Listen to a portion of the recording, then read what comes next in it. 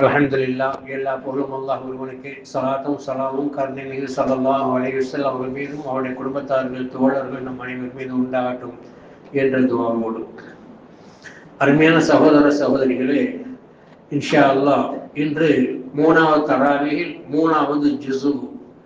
இதுல கொஞ்சம் அற்புதமான விளக்கங்கள் சொல்ல வேண்டியது இருக்குது. இந்த ஜுஸுடைய 3வது ஜுஸுடைய ஆரம்பத்திலேயே ஆயத்துல் குர்சின்னு ஒரு ஆயத்து இருக்குது. எல்லாருக்கும் ஆயத்துல் குர்சினா என்னன்னு தெரியும், கேள்விப்பட்டிருக்கீங்க. அல்லாஹ் லா இலாஹ இல்லா ஹுவல் ஹய்யுல் கய்யூம் ஃபர்து தொழுகைக்கு பின்னால் ஓதுவீங்க. ஆனா ஆயத்துல் குர்சினா என்னன்னு தெரியாது. 6666 வசனங்களில் தலையாய ஆயத்து, ராணி ஆயத்து அப்படின்னு சொல்லுவாங்க இந்த ஆயத்து. இதுக்கு ஆயத்துல் குர்சின்னு பேர் வந்துச்சு அப்படின்னு கேட்டால், அல்லாஹ்வுக்கு அர்ஷுங்கிற ஒரு சிம்மாசனம் இருக்கும், ஒரு மேடை இருக்கும். அதுக்கு மேல குர்சின்னு ஒரு உட்கார்ற சிம்மாசனம் இருக்கும். அதுல எழுதப்பட்டக்கூடிய எழுத்துக்கள் தான் இந்த ஆயத்துல் குர்சி. அதனாலதான் இந்த ஆயத்துக்கு பேரு ஆயத்துல் குர்சி.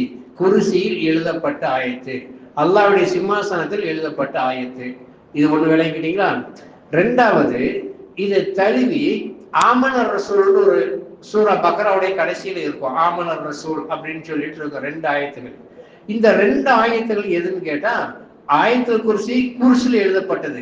இந்த 2 ஆயத்துகளும் அல்லாஹ்வுடைய அர்ஷில எழுதப்பட்ட ஆயத்துகள். நம்ம என்ன நினைச்சிட்டு இருக்கோம், மேராஜுக்கு போயிருக்கும் போது அல்லாஹ் தொழுகை கொடுத்தான் அப்படின்னு நினைச்சிட்டு இருக்கோம். 3 வயசுகளை கொடுத்தான். ஒண்ணு தொழுகை, ரெண்டாவது இந்த ஆயத்து. மற்ற எல்லா ஆயத்துகளும் பூமியில இறங்குச்சு. இந்த ஆயத்து மட்டும் வானத்தில் வச்சு ரசூலுல்லாஹி ஸல்லல்லாஹு அலைஹி வஸல்லம் கொடுக்கப்பட்டுச்சு. 3வது அத்தஹியாத். அத்தஹியாத்து இந்த 2 ஆயத்து, தொழுகை. 3 மேராஜுக்கு போது ரசூலுல்லாஹ் கொடுக்கப்பட்டுச்சு. ஆனா தொழுகையை மட்டுமே நம்ம பேசிக்கிட்டு இருக்கிறோம். அது கவனிக்கப்பட வேண்டியது இந்த ஆயத்தும் அப்படிங்கிறது கவனிக்கணும். இது 2வது விஷயம். 3வதாக இந்த ஆயத்து, இந்த 3வது ஜுஸ்ல அல்லாஹ் சொல்லி காட்டுகிறான், வட்டியை பத்தி பேசுகிறான். ஆடி போயிடுவோம், உண்மையில நமக்கு தெரியல, ஆடி போயிடுவோம். அல்லாஹ் குர்ஆன்ல சொல்லி காட்டுகிறான், நீங்கள் இதற்கு மேலும் வட்டி வாங்கினீர்கள் என்று சொன்னால் அல்லாஹ்வோடும் அல்லாஹ்வுடைய ரசூலோடும் யுத்தத்திற்கு தயாராகுங்கள். வேணா சொல்ற சந்தேகம் வந்தா எடுத்து பார்த்துக்கோங்க. இந்த ஆமனர் ரசூலுக்கு ஒரு 8 ஆயத்தை தள்ளி போனீங்கன்னா இந்த ஆயத்துக்கு ஆயத்தப்படும். இரண்டாவதாக, அவர்கள் கியாமத் நாளில் எழுப்பப்படக்கூடிய நேரத்தில் பேய் பிடித்தவர்களை போன்று எழுப்பப்படுவார்கள். எப்படி எழுப்பப்படுவாங்க? பேய் பிடித்தவர்களை போன்று அவர்கள் எழுப்பப்படுவார்கள் அப்படின்னு அல்லாஹ் சொல்றான். அல்லாஹ்வோடும் அல்லாஹ்வோட யுத்தத்துக்கு நம்ம தயாராக முடியுமா? யாரோட? ரப்போட யுத்தத்துக்கு தயாராக முடியுமா?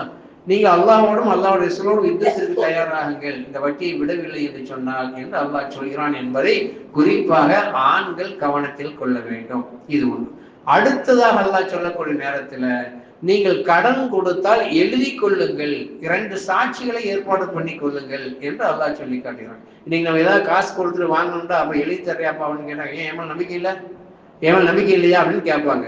ஆனா அல்லாஹ் சொல்றான், என்னை படைச்சவன் சொல்றான் நீ எழுதிக்கன்னு சொல்லிட்டு, அதனால நீ எழுதி கொடுத்துதான் ஆகணும் அப்படின்னு நம்ம சொல்லக்கூடிய உரிமையை அல்லாஹ் குர்ஆனுடைய பக்ராவுடைய கடைசியில நமக்கு தருகிறான். இது நல்லா கவனிச்சு பார்க்க வேண்டிய விஷயம். 2 சாட்சிகளை உருவாக்கி கொள்ளுங்கள், பிரயாணத்தில் இருந்தால் எழுதி கொள்ளுங்கள் என்று அல்லாஹ் சொல்லக்கூடிய வசனங்களும் இந்த சமுதாயத்தில் அல்லாஹ் எந்த அளவிற்கு டீப்பாக தன்னுடைய பார்வையை செலுத்துகிறான் என்பதை கவனித்து பார்க்க வேண்டும். 3 விஷயங்களாச்சா. அடுத்து ஆல இம்ரான் ஒரு சூறா வருது. அந்த ஆல இம்ரான் 3வது ஜுஸ்ல தான் ஆரம்பிக்குது. இது நல்லா கவனிக்க. நீங்க சொல்லக்கூடியது பெண்களுக்காக வேண்டி, ஆண்களுக்கு சில ஜும்மாக்கள்ல சொல்லி இருக்கலாம். இம்ரான்ங்கிறது ஒரு சாதாரண மனிதர். அவர் நபியும் கிடையாது, ரசூலும் கிடையாது. அவங்க மனைவி துவா செய்யறாங்க, ஒரு துவா. அந்த துவாவை பெண்டிங்ல வைங்க. உலக நிலைமைக்கு வாங்க. இன்னைக்கு இங்க ஒரு 10-20 பேர் உட்கார்ந்துருப்போம் வைங்க. ஒரு 10-20 பேர் உட்கார்ந்துருப்போம். இப்ப இங்க ஒரு 10-20 பேர் உட்கார்ந்துருக்கோம், பொம்பளைங்க ஒரு 10-20 பேர் உட்கார்ந்துருக்கீங்க அப்படின்னு சொல்லி சொன்னா, ஜைனப் இருப்பீங்க, ஃபாத்திமா இருப்பாங்க, ஆம்பிள்ளைகள் முஸ்தபா, நசீர் அப்படின்லாம் இருப்பாங்கல்ல. இது நல்லா கவனிங்க. ஆழமான ரொம்ப ரொம்ப டீப்பான ஒரு சப்ஜெக்ட். நம்ம இப்ப அலையக்கூடிய நேரத்துல சகோதரிகள் கவனிங்க, 3 ரூஹ் நமக்குள்ள இருக்குது. நமக்குள்ள எத்தனை ரூஹ் இருக்குது? 3 ரூஹ் இருக்குது. மனிதனுடைய ரூஹ், ஷைத்தானுடைய ரூஹ், மலக்கியத்தான ஒரு ரூஹ். 3 ரூஹ் இருக்குது. அது எந்தெந்த சந்தர்ப்பத்தில் எப்படி வருது அப்படின்னு கேட்டால், அந்த துவாவுக்கு நான் அப்புறம் முடிக்கிறேன். இதான் பயானம் முடிக்கும் நேரத்தில் அதை சொல்றேன். இதை விளங்கினா தான் அதை விளங்க முடியும்.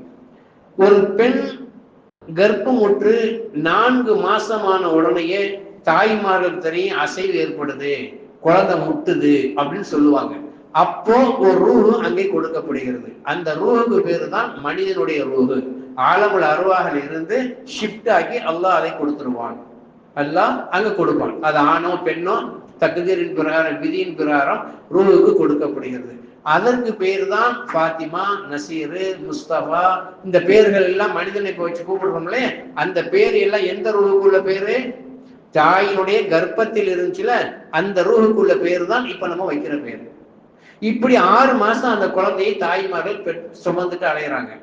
அதுக்கு பின்னால 10 மாசம் ஆன உடனேயே அந்த குழந்தைய டெலிவரி, நார்மல் டெலிவரி ஆனாலும் சரி, சிசரியனா இருந்தாலும் சரி, அந்த குழந்தை வெளியே வரக்கூடிய நேரத்திலே அந்த குழந்தை அழுகும். அழுகுதான், அழுகிறத வச்சுதான் ஆஸ்பத்திரியில வெளியே இருக்கிறவங்க குழந்தை பிறந்துச்சுன்னு இவங்க சிரிக்கிறாங்க. ஆனா அந்த குழந்தை அழுகும்.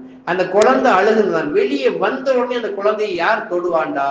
மஸ்து ஷைத்தான், ஷைத்தான் தான் தொடுவோம். அந்த குழந்தை யார் தொடுறா? ஷைத்தான் தான் தொடுவான். இதுதான் அல்லாஹ்வுடைய ரசூல் சொல்றாங்க, இன்ன ஷைத்தான எஜ்ரி பிதமி இப்னி ஆதம், நிச்சயமா ஷைத்தான் ஆதமுடைய மக்களுடைய இரத்த நாளங்கள் ஓடிக்கொண்டிருக்கிறான். இதுதான் அந்த ஷைத்தான் தான். தராவை இப்பதானே டைம் ஆகுது, 15 தான் ஆகுது, இன்னொரு 5 நிமிஷம் மெதுவா போகலாம் அப்படின்னு தோன்றது எது? இந்த ஷைத்தான் தான். எப்ப வந்தான் உடம்புக்குள்ள? வயிற்றிலிருந்து வெளியே வந்த உடனே, கர்ப்பத்திலிருந்து வெளியே வந்தோம் அந்த ஷைத்தான் தொட்டான். தாய் மயக்கத்தில் இருக்கும்போது தெரியாது. ஆனால் அல்லாஹ் உடனே ஒரு மலக்கை சாட்டுவான், பேலன்ஸ் பண்ணுவதற்காக வேண்டி. அந்த குழந்தை உடனே ஒரு புன்முறுவல் போட்டு ஒரு சிரிப்பு சிரிக்கும். இது குழந்தையை பெற்றெடுக்கக்கூடிய ஒரு நிகழ்வு. இதுல ஆரம்பத்துல தாயுடைய கர்ப்பத்தில் இருக்கும்போது ஆலமுல் அருவாகில் இருந்து வந்த ஒரு ரூஹு, 2வது ஷைத்தான் ஒழித்த ரூஹு, 3வது மலக்கு ரூஹு. இந்த 3ஓடத்தான் நம்ம இந்த உலகத்துல சுத்திட்டு இருக்கிறோம். 3ஓடத்தான் உலகத்துல சுத்திட்டு இருக்கிறோம். இதுக்கு யாராவது விதிவிலக்கு இருக்கிறாங்களான்னு கேட்டா இருக்கிறாங்க. யாரு? மரியம் அலைஹிஸ்ஸலாத்து வஸ்ஸலாம் அவர்களும் அவங்க மகன் ஈசா அலைஹிஸ்ஸலாத்து வஸ்ஸலாம் அவர்களும். அவர்களுக்கு 3 ரூஹ் இல்ல, 2 ரூஹ் தான். அவங்களும் ஷைத்தான் தொடல. மரியம் அலைஹிஸ்ஸலாத்தையும் ஷைத்தான் தொடல, ஈசா அலைஹிஸ்ஸலாத்தையும் ஷைத்தான் தொடல. சரியா? இப்ப இந்த செய்தியை ரசூலுல்லாஹி ஸல்லல்லாஹு அலைஹி வஸல்லம் தோழர்களுக்கு சொல்லிட்டு இருக்கிறாங்க. தோழர்களுக்கு இந்த செய்தியை அல்லாஹ்வுடைய ரசூல் சொல்லும் பொழுது சில இளைஞர்கள் துடுப்பா கேட்பாங்க. அவங்க கேட்டாங்க, ஹல் மஸ்ஸக்கும் ஷைத்தான் யா ரசூலல்லாஹ், அல்லாஹ்வுடைய ரசூலே உங்களை ஷைத்தான் தொட்டானா? மரியம் அலைஹிஸ்ஸலாத்தை விட உயர்ந்தவர்கள் நீங்க, ஈசா அலைஹிஸ்ஸலாத்தை விட உயர்ந்தவர்கள் நீங்க. மரியம் அலைஹிஸ்ஸலாம் நபியும் இல்ல, ரசூலும் இல்ல, சாதாரண ஒரு லேடி. அவங்களே ஷைத்தான் தொடல, ஆனா உங்களை தொட்டானா அப்படின்னு கேட்கிறாங்க. ஸல்லல்லாஹு அலைஹி சொல்றாங்க, கத் மஸ்ஸனி ஷைத்தான் வலாக்கின் அஸ்லமி, என்னை ஷைத்தான் தொட்டான், ஆனால் என்னை தொட்ட ஷைத்தான் முஸ்லிம் ஆகிவிட்டான். உங்களை நீதியை மாத்தல. அல்லாஹ் 1800 தடவை மூசா அலைஹிஸ்ஸலாம் அல்லாஹ்கிட்ட பேசியிருக்காங்க, ஷைத்தான் தொட்டான். அல்லாஹ்வுடைய கலீல் இப்ராஹிம் அலைஹிஸ்ஸலாம் ஷைத்தான் தொட்டான் இல்லையா? மூசா அலைஹிஸ்ஸலாம், ஈசா அலைஹிஸ்ஸலாம், நூஹ் அலைஹிஸ்ஸலாம், ஆதம் எல்லாரையும் தொட்ட ஷைத்தான் மரியம்ங்கிற ஒரு பெண்ணை மட்டும் ஏன் விட்டு வைத்தான்? கேள்வி வருதா? கேள்வி அழகான கேள்வியா? இந்த மரியம் மட்டும் ஏன் அல்லாஹ் விட்டு வைத்தான் என்று சொன்னால், தாய்மார்கள் இதைத்தான் கவனிக்கணும். தாய்மை என்பது இருக்குல்ல, தாய் அப்படி ஒரு பெண்ணு குழந்தையை பெற்று தாய் ஆயிட்டா, மகளா இருப்பா, அடுத்து மனைவியாவா, அடுத்து தாய் ஆயிட்டாங்கன்னு சொல்லி அவங்க நினைச்சிட்டு இருக்காங்க அம்மாவாயிட்டாங்கன்னு. உலகத்திலேயே உயர்தரமான அந்தஸ்து தாய்மை.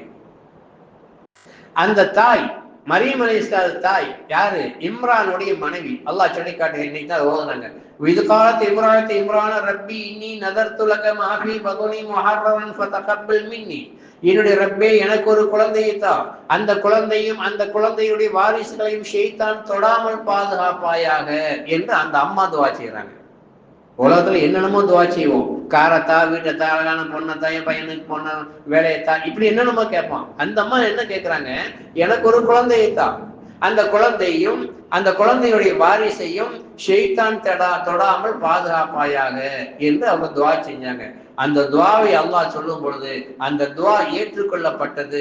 அதனால் மரியம் அலைஹிஸ்ஸலாத்தை ஷைத்தான் தொடவில்லை. அவங்க மகன் ஈசா அலைஹிஸ்ஸலாத்தையும் ஷைத்தான் தொடவில்லை. ஈசா அலைஹிஸ்ஸலாத்தை அல்லாஹ் உயர்த்தாமல் 33 வயசுலயே உயர்த்திட்டான். ரொம்ப காலமா அவங்க உலகத்துல இருக்கல. 33 வயசுல ஈசா அலைஹிஸ்ஸலாம் உயர்த்திட்டான், உயர்த்தப்பட்டாங்க. முந்திரி பழம் இருக்குல்ல, முந்திரி பழம், இது ஈசா அலைஹிஸ்ஸலாம் தான் உருவாக்குனாங்க. வவ்வால் இருக்குல்ல, வவ்வால், இதை ஈசா அலைஹிஸ்ஸலாம் தான் உருவாக்குனாங்க. கேள்விப்பட்டிருக்கீங்களா? அதனால வவ்வாலுக்கு ஒரு உறுப்பு இல்லை, வாயாலே தின்னு வாயாலே போயிடும். எல்லா பழத்துக்கும் கொட்டை உள்ளே இருக்கும், முந்திரி பழத்துக்கு மட்டும் வெளியே இருக்கும். மனிதன் செய்தது அப்படின்னு அல்லாஹ் காட்டுறதுக்காக வேண்டி ஒரு டிஃபரன்ஸை, ஒரு வித்தியாசத்தை வச்சிருக்கிறான். இவ்வளவு அற்புதமான ஈசா அலைஹிஸ்ஸலாம் 31 வயசுல விண்ணுக்கு உயர்த்தப்பட்டுட்டாங்க. அவங்க உயர்த்தப்படாமல் இருந்திருந்தால் அவங்க ஒரு கல்யாணம் முடிப்பாங்க, அவங்க ஒரு பிள்ளையை பெறுவாங்க. அந்த பிள்ளையும் ஷைத்தான் தொடாது.